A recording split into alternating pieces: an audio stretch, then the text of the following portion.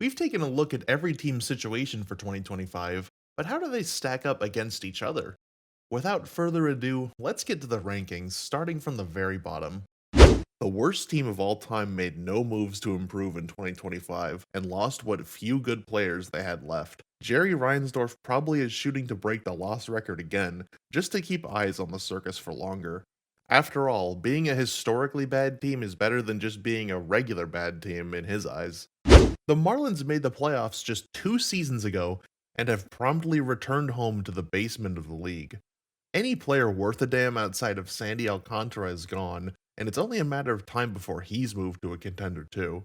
My gut tells me they'll be even worse than the White Sox, solely because the Marlins don't have the same infamy to run away from. Again, what a waste of their stadium and the old Orange Bowl by extension.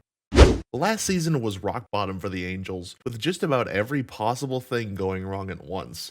They've made some interesting signings like Jorge Soler and Travis d'Arnaud. These should keep them from setting another franchise loss record, but still not competing for a playoff spot, not even close. The Rockies know their place, and that's at the bottom of the NL West, and they're happy about it.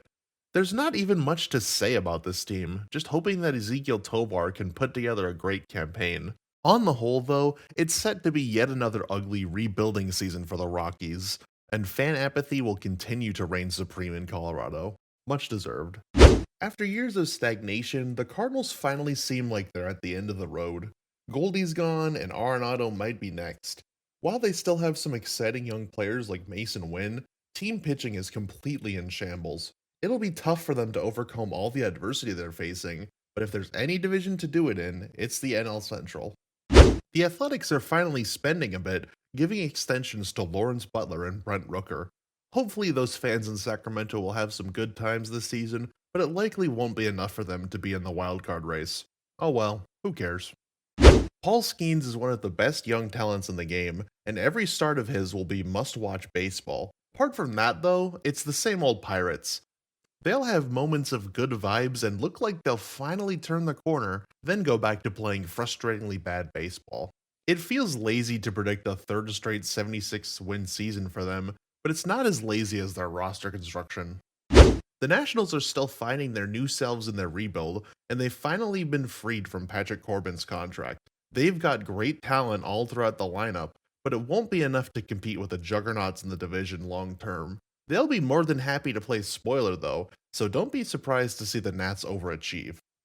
While the Blue Jays had plenty of interesting signings this offseason, the larger questions about their core remain as loud as ever. They're trying to compete in an arms race that they simply can't fight, and it's hard to see this season being more than mediocrity in Toronto. There's a lot of top end talent on display in Cincinnati, with Hunter Green and Ellie De La Cruz having stellar 2024 campaigns. The main question remains with the rest of the team, and their offseason has been mostly shuffling deck chairs.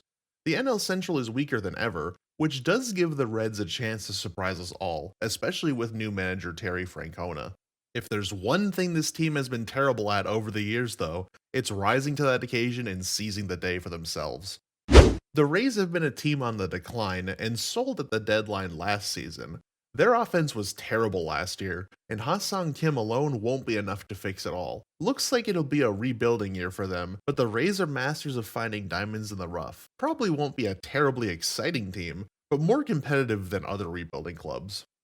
Last season was a spectacular collapse that looms over their heads in 2025. The stage is set for another frustrating season for the Twins, as their division rivals continue to bulk up around them. Still, though, Carlos Correa and Byron Buxton are some of the best in the game when they're healthy. They can even keep beating up on the White Sox to boost that win total. In totality, though, mediocrity is back on the menu in Minnesota, as if it ever left. In a league increasingly focused on youth, the Giants have gone in the exact opposite direction. They're a team full of old guys, including 42-year-old Justin Verlander. All that experience will surely put them above the bottom feeders of the league, but their ceiling isn't necessarily high either. They just kind of feel like they're a team stuck in limbo and just kind of preying on their division rivals to take a tumble. The Mariners continue to boast the best rotation in baseball, but lack any sort of offensive firepower. Julio Rodriguez can't do it alone, but it looks like he'll kinda have to. Luckily, they're not in the hardest division in the world, but that's never stopped them from disappointing before. They'll probably be in the mix at a few points during this season, but don't expect the Mariners to come out on top. You're just setting yourself up for disappointment. After selling at the deadline, the Tigers rallied to play their best baseball in a decade to make the playoffs in 2024. This puts them in a great position to compete again this season, especially if Tarek Skubal can continue pitching at this level. As far as the regular season goes, however, the Tigers are still very average. It'll take a lot going right for them to repeat the magic of last season, but now that the monkey's off their back, the sky's the limit. The Red Sox made some savvy signings to maintain pace in their division, especially Garrett Crochet. Alex Bregman is a great addition to an already powerful lineup, but he'll be taking Rafael Devers' position. Questions about team chemistry and consistency will continue to linger until they finally shake off the recent mediocrity. With that bullpen, I won't be holding my breath on this being the year, but I admire them actually going for it. After what felt like an eternity of rebuilding, the Royals finally emerged out of baseball's basement. While they lost a few notable contributors, they'll still be good to go for another run in 2025. Their rotation may be a little spotty though, and that will be the make or break for them this season. As long as they've got Bobby Witt Jr. though, I would not take them lightly. The Brewers are undergoing a bit of an identity crisis. Years of playoff futility have finally forced them to shake up the core, losing Devin Williams and Willy Adames. While it feels like they'll be on the downswing, they've still got guys like Yelich and Freddie Peralta in tow. This season will be a dogfight in the NL Central, and don't count out the Brewers. The Cubs certainly want to swing for the division once again, and there's not a ton of competition in front of them. Kyle Tucker is a massive upgrade at right field, but I'm skeptical of how much he really moves the needle for them, especially while their bullpen continues to just be random cast-offs from other bad bullpens. It really looks like they'll be slightly above average again, but that could easily be enough to win the NL Central this time around. Last season was one of the worst title defenses in recent memory, with the Rangers not even sniffing a winning record. It was a bizarre World Series hangover, but they seem to be right on track to return to contention.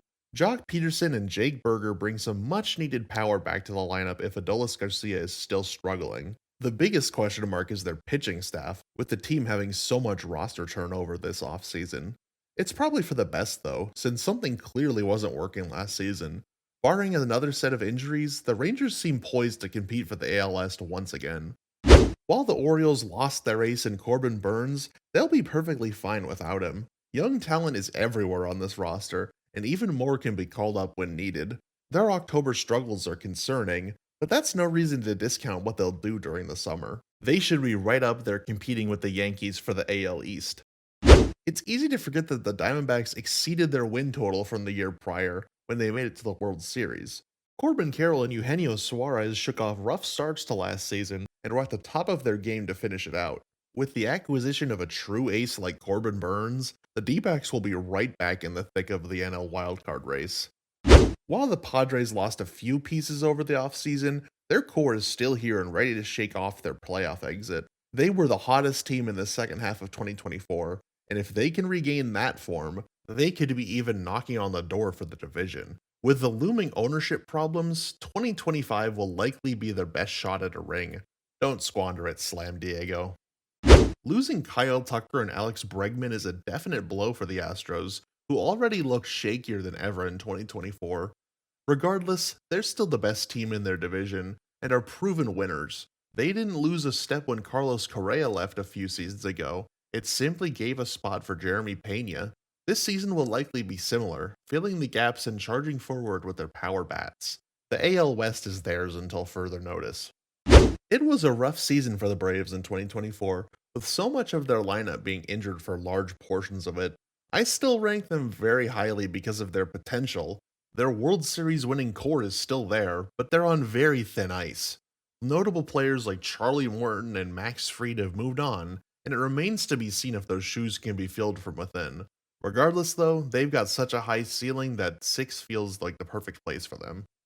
The Guardians don't need too many splashy signings to remain one of the best teams in baseball. Carlos Santana is back, which is fun, but the Guardians overall seem content just running it back in 2025. While some could see their quiet offseason as falling behind, I'm confident that Cleveland will continue to be kings of the AL Central.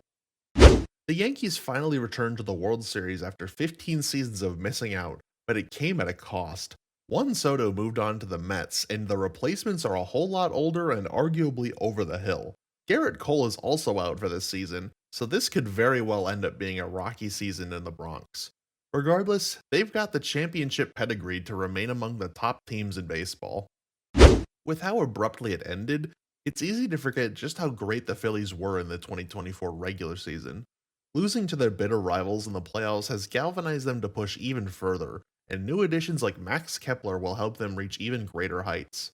While their core is starting to get up there in age, the Phillies are still undoubtedly one of the league's juggernauts. The Mets had a magical season in 2024, and adding Juan Soto to the mix heightens their expectations for this season. Losing Jose Iglesias is genuinely a huge blow to the clubhouse, but they've more than made up for it with several other signings. Alonso and Manaya are back with multi-year extensions, and the pitching staff seems to be rejuvenated. This looks to be the beginning of a new era for the Mets, but they leave behind all the negative stigmas of the past. The defending champions are set to be the best team in baseball again by a large margin. Anything less than the best record in baseball would be disappointing for 2025, but they shouldn't have to worry much. Roki Sasaki is just the cherry on top of this incredibly stacked roster. The Dodgers aren't just number one, they're number one by a huge margin. They're a cultural juggernaut in a way that other teams just can't compete with. Not since the Yankees of the 90s and early 2000s have we seen a team like this. The real interesting questions should come in October, but they silenced a lot of their doubters there too. It's the age of the Dodgers, and we're just simply living in it. So yeah, there we go. That's how we've got all the teams ranked right before the season starts. If there's one thing baseball is known for, though, it's its unpredictability. Anything can happen during a 162 game season, and we have no idea what kinds of highs and lows we're about to experience. Enough talk, though. Play ball!